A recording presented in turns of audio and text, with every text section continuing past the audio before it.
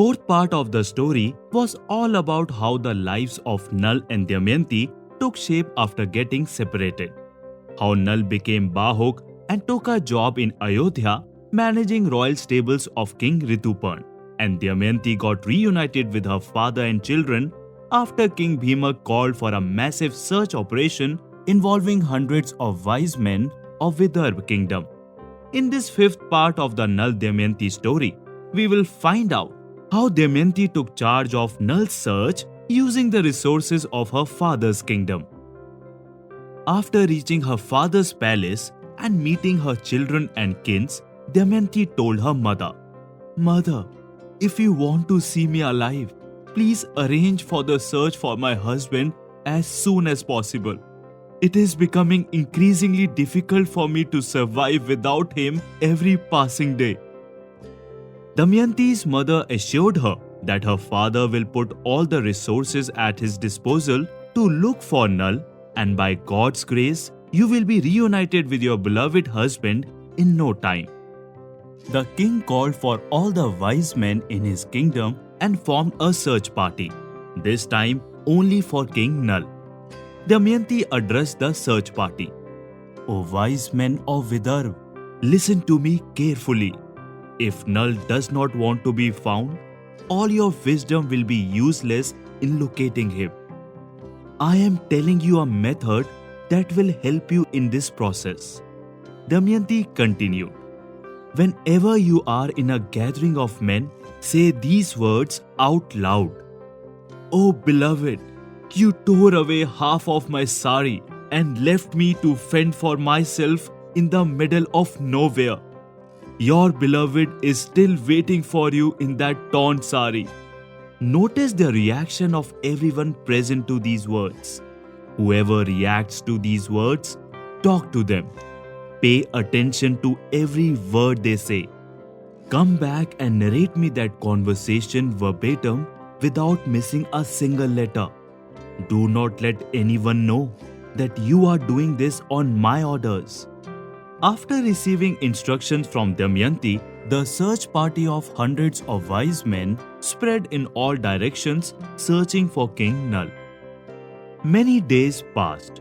One day a messenger named Parnad came to meet Damayanti.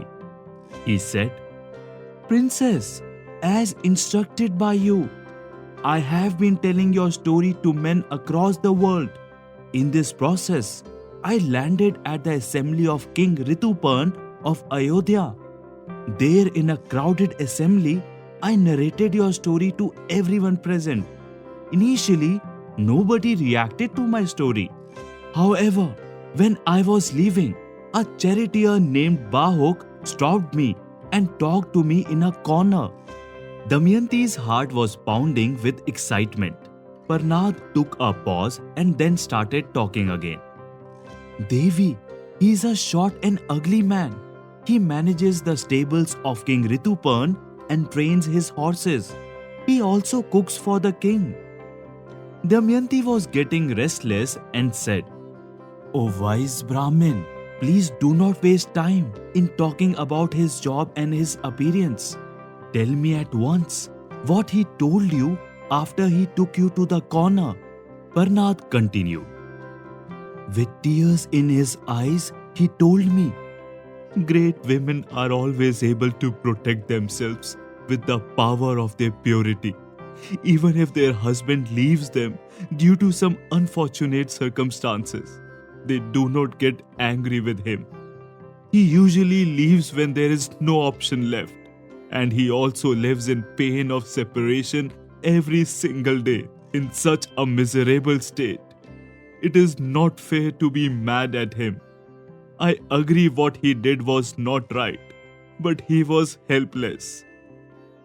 "Princess, I have narrated to you the entire conversation in his own words. Now you please give me instructions on how I should proceed further." Damayanti had tears in her eyes. She told Parnad to leave and not tell anyone else about this. Later she told her mother, "Sudev was the one who brought me here. I will seek his help in figuring out if this charioteer Bahuk has any connection with my Nal? In the meantime, please do not tell father anything about this.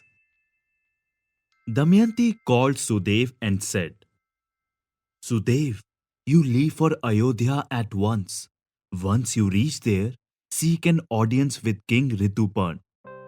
Tell the king that since there is no news about Nal for so long, Damayanti has decided to marry again. She has invited all the suitors from across kingdoms to participate in her Swamvar being held next day morning. If you want to marry Damayanti, you must reach there before the next day morning. As instructed by Damayanti, Sudev went to Ayodhya and passed on her message to King Rituparn. King Rituparn knew about Damayanti's divine beauty and was present during her first Swamvar as one of the suitors.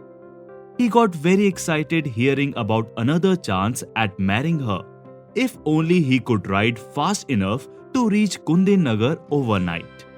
He called Bahuk and said, Bahuk, Princess of Vidarbha, Damayanti has called for her Swamvar.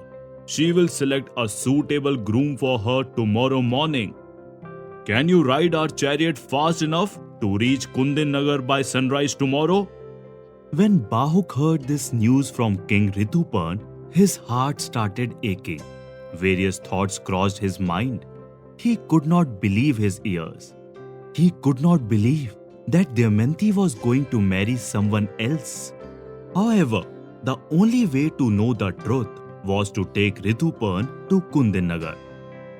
Bahuk folded his hands and said, O king, if anyone in the world can ride fast enough to cover the distance between Ayodhya and Vidarbha in one night, it is me.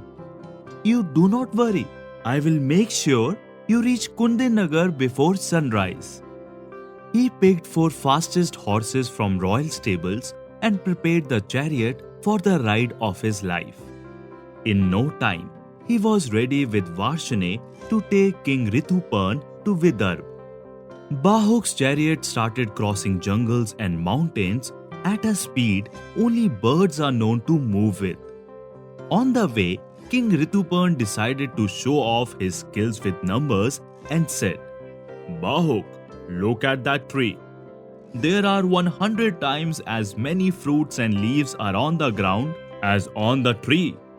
Bahuk stopped the chariot to verify the math and found it to be accurate and said, O king, your knowledge of numbers is remarkable. To this Rituparn replied, Not only numbers, I am also an expert in the game of dice. I am so good at it that it feels like the dice obeys my commands. Bahuk asked the king, If you teach me your skill in the game of dice, I will in return teach you how to train horses. King Rituparn liked this offer and taught the skill to make dice obey your command to Bahuk. The moment Bahuk learned the skill from King Rituparn, Kalyug came out of Nal's body, spitting the venom of the Karkotak snake. Nal was extremely angry and wanted to curse Kalyug instantly. Kalyug stood in front of Nal with folded hands and said, O wise king, please calm down. The day you had left Damayanti, she had cursed me to suffer. It was her curse that caused me to bear the pain of Karkotak's venom. Please do not curse me. Instead, I give you a boon. Today I announce that whosoever listens to your story and tell it to others will be immune to the ill effects of Kalyug. Finally, Kalyug left Nal's body and disappeared after granting him this boon. Kalyug was invisible to everyone else, so Bahuk's real identity was not revealed to King Rituparn. Having learned the secrets of the game of dice and gotten relieved of the clutches of Kalyug, Bahuk pushed his horses with extra enthusiasm and managed to reach Kundinagar the same day just after sunset. When King Bhimak was informed of the visit from King Rituparn, he respectfully invited him to his royal palace. On their way to the palace, Nal's horses, who were living in Kundinagar since Varshane had left them there, sensed his presence and started neighing. Damayanti also knew only her beloved Nal in the whole world had the skill to ride this fast. She climbed on the roof of the palace to get a glimpse of her long-lost husband. In the next and final part of this amazing saga, we will witness the reunion of the fated couple and find out how this epic love story ends.